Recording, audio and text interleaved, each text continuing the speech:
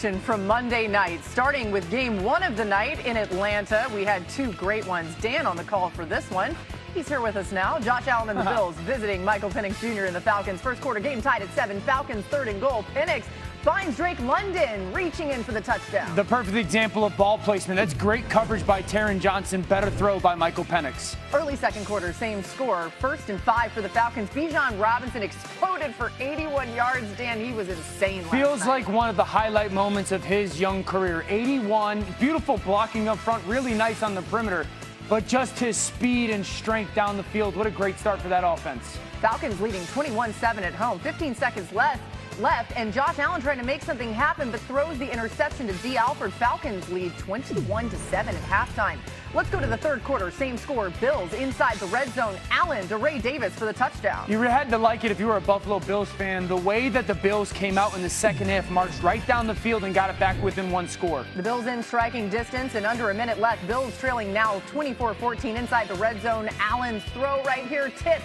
Intercepted by D'Angelo Malone. Allen's second interception of the game. The Falcons win 24-14. Here's Josh Allen after the game.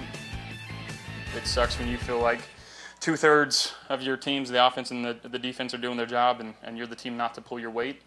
It sucks. So again, gotta get in the film room and learn from our mistakes and move on. All right, we'll get to the Bills in a little bit as we welcome you in. Glad you're with us today. Dan, Nina, Graz, we're all here. And Dan, you were on the call for the game. As I said, what was your big takeaway from this Falcons win over Buffalo at home? Yeah, that young talent is starting to really learn how to play NFL football. I fully expect Bijan Robinson to be at or very near the top of the MVP list come November. I think if you're an NFC playoff team, if you're the Philadelphia Eagles, if you're the Los Angeles Rams, the Minnesota Vikings, can you stop the outside zone? That's unapologetically who this football team is with their two backs, Robinson and Algier. And if you defensively can't corral that, can't set the edge, can't run through the backside of the gaps and tackle very well, this team's going to be a problem. And so all those NFC playoff teams, man, this is a football team that has a clear identity on offense of what they want to do. And their young stars of Bijan and Drake London and Michael Penix are just, at least offensively, starting to put it together. They're great. But for Falcons fans, I feel like the revelation has to have had been, or what was last night, watching a pass rush for the first time in like 15 plus years. I mean, I'm sure it must have felt like a revelation. Watching back some of those pressures, the two players who jumped out to me on tape were the two backers, Caden Ellis and Divine Diablo. They blitzed a great deal, the most that Josh Allen has been blitzed in quite some time. And they had a 44% pressure rate. Made a ton of sense, by the way, leaning into that, because Caden Ellis, I think, is one of the best blitzing linebackers in football. But the other thing that really jumped out to me, Dan, watching them, is not only were they able to pressure Allen, they were able to contain him while they were blitzing. And Ellis in particular, my goodness, it wasn't him hanging back and spying. He was coming as a rusher, but then keeping eyes on Allen. And there were so many moments where in the past you felt like, oh, Allen's going to take off. He's going to scramble for a first down. And the backers were able to track him down. Just an outstanding performance by those two as part of what I'm sure for Falcons fans was a very exciting night. Yeah, I totally agree with the defense. They were in conversation. They were very clear, we're going to go after this offense. And I go back to the first touchdown, really the only touchdown pass for the game for Josh Allen in the first half, 3rd and forever. They play zone. They 4-man rush him. He's got all day to throw. From that moment on, it was like, hey, we're going to go after you. I think you saw how much A.J. Terrell matters to that defense. Jalen Walker also attached with Ellis as a spy and a rusher. Raheem Morris, who's the head coach, said after the bye week, he truly believes that their young, athletic defensive talent is just starting to understand, how important that day-to-day is in the NFL and being coachable. They're talented as anybody on defense when it comes to speed and athleticism. Yeah, and they are young, which I think that's really important. So they can all young. kind of grow up together, which is maybe scary for their opponents. Graz, 2 straight losses for the Bills. Are some changes on the horizon in Buffalo? Yeah, they're heading into the bye week now, Laura. I think they'll sort of get in the lab as coaches and figure out how they need to adjust this offense. Ever since Joe Brady took over as the offensive coordinator midway through the 2023 season, this offense has been extremely disciplined and extremely run-heavy and averse to turnovers. They turned the ball over 8 times total last year in 20 games, counting the postseason. So now they're turning it over again. Now teams are going after Josh Allen. They've figured out how to contain him. They're not scared of getting beat on the back end. Bills may have to make some adjustments that require them to take more shots down the field. And with 3 weeks till the trade deadline, Laura, I think this is a team that has shown that it will be active in season in terms of seeking improvements.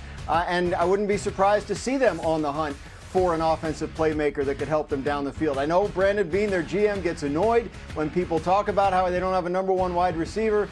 But it doesn't seem like the Falcons were too scared of anybody beating them down the field last night. Yeah, you're absolutely right. This team actually, the offense, reminds me a little bit of the Ravens a few years ago, where if they can't run the ball in dominant fashion, that's both the back and the quarterback, then teams aren't afraid to send pressure because, Dan, as you said, they don't have anyone who's winning downfield. And you remember a few years ago, Lamar Jackson put up terrible numbers against the blitz. He was often in the exact same situation that we're seeing Josh Allen right now. If I'm Buffalo, I'm calling New Orleans. Rashid Shaheed, maybe Chris Olave. That one seems a little bit less likely. Yeah. But they absolutely need downfield speed because right now this group, they were affected by the absence of Kincaid and Palmer, but I still think that they need more. I agree with you that it's worthy to add downfield speed. I think that can be true, while also being real. They were down 8 starters for most of that football game last night on both sides of the ball. So yes, they're going to have to play better defensively. They're going to have to be more gap sound. They're going to have to tackle better. But they also have to get a lot of their weaponry back to really gauge where this defense and really where the team is as a whole. All right, we'll keep an eye on that in the trade deadline coming up soon, early November. Let's go. Do a good job of it. I expect they use this time wisely to figure out who's going to be their go-to guy. How can we get him in favorable matchups? Because Josh Allen needs an outlet. He did not have one last night. Yeah, and Atlanta looked great. Michael Penix says last night's win shows that Atlanta is legit, and he said, quote, they're one of them won. So what do you say about the Falcons' legitimacy, Jeff? Oh, that's let's be more than one game above 500 before we claim legit. Let's go through a little bit of the season. I love the win last night. Fantastic win. Everybody's excited. We got a lot of football left, and they've been a little inconsistent to say that we're legit quite yet. I think they lost 30-0 against the Panthers, right? So let's make sure we keep taking care of our business and handle it. But it was a huge win for them on a big stage. You love to see the progression with Raheem Morris and this football team. I love the excitement. Just need to see a little more before we go ahead and stamp that claim. Yeah, 30-0 to the Panthers. They also lost to the Buccaneers, which is the team that's won their division the last 4 years and that they're trying to catch. So a little more work to do, but very impressive these last couple of games against Washington and Buffalo, 2 teams that went deep into last year's playoffs. Yeah, at least our quarterback feels good after obviously struggling at the beginning of the season. So hopefully they continue in that direction. Thanks, gentlemen. And Penix is playing well. They want to see Penix play well. Exactly. Playing well right now. Can you believe it's almost week 7 in the NFL? Steelers-Bengals kicks off Thursday night. Pittsburgh running away with the topsy-turvy AFC North at 4-1. Cincy a distant second at 2-4 and rolling out Joe Flacco in place of Joe Burrow. Still at this point of the season, it's anyone's division. Steelers corner Darius Slay talking about what Flacco brings to the Bengals offense. Just because he's just a veteran, man, he's a great guy. They know how to anticipate throws instead of waiting till guys get open and throwing it. So I think that's what they was missing with the young guy they had in before, instead of anticipating throws. So he's doing a great job at that. And one thing, he's seen every coverage possible. So, all we got to do is continue to keep playing ball and just compete. It is a SportsCenter Tuesday tradition unlike any other. Brooke Pryor at her normal spot, Jeff Saturday at his normal spot. We're going to talk Steelers, and Darius Slay thinks Flacco gives the Bengals an added element, which, Brooke, might be a problem for the Steelers on a short week. Why? Well, because you know how Mike Tomlin has never had a losing season? Let me tell you something else he's never done. He has never won a Thursday night game on the road against a divisional opponent. In his career, he is 0-6 in Thursday night games at AFC North teams. Now, Mike Tomlin was asked about that when we talked with him yesterday, and he said, I'm only focused on 2025. I've gotten my you-know-what kicked a lot of different ways over the last 19 years. Now, one thing that could maybe help balance that out is that Aaron Rodgers has played a lot of Thursday night games in 18 seasons, and he's 13-5 in those games, and he's thrown 42 touchdowns to just 5 interceptions. Now, the key for the Steelers in this particular game is their health, and it helps that they only played one game between the bye week and this week, so they're coming in pretty healthy. So healthy, in fact, knock on wood, I don't mean to jinx them here because practice is going on right now, but this last week against the Browns was the first time that they've had all of their defensive starters healthy in a game, and it paid dividends. As we saw, they didn't give up a single touchdown in that game. Yeah, I fully agree. When you look at Flacco and what he brings, if you think about Mike Tomlin, he has seen what this guy can do. He told that when they were playing the Colts last year, keep AR up, elevated. Let's not bring Flacco in. Flacco comes in and puts it on him. He understands what a veteran quarterback can do, especially with Higgins and Jamar Chase. So his concern is take care of our business. And to Brooks' point, they are finally getting healthy on defense. It's a tall task to shut those two guys down. You'd much rather have a quarterback who likes to overthrow and underthrow as opposed to Flacco who can put it on you. I think the biggest key for the Steelers is put pressure on Flacco. Yeah. Make him move his feet. Make him bring his eyes down. That's what they'll be trying to do all week.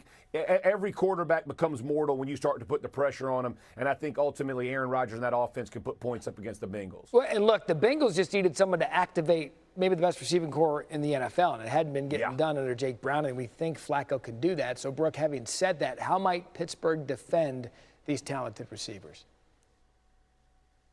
Well, Matt, all of the moves the Steelers made in the offseason to revamp this secondary were made with this matchup in mind, taking on T. Higgins and Jamar Chase. As Mike Tomlin said yesterday, he's got to have corners that are taller than he is, and he has that in Joey Porter Jr. Then, of course, he adds Jalen Ramsey and Darius Slay. They've got a really physical secondary that can match up with a deep receiving core. And we asked Darius Slay about that earlier today, and how do they figure out who follows who? How do they match up? And Slay said, look, of this group, I'm chill. I let Joey and Jalen battle it out, argue for who's going to take who, and I take the leftovers. He's like, I've had my time. I am good with whatever assignment they give me. But by the way, the Steelers haven't shadowed in their secondary the way they have maybe in the past, and that's because of the strength of all of their corners. They don't necessarily need to have those matchups because they have the faith in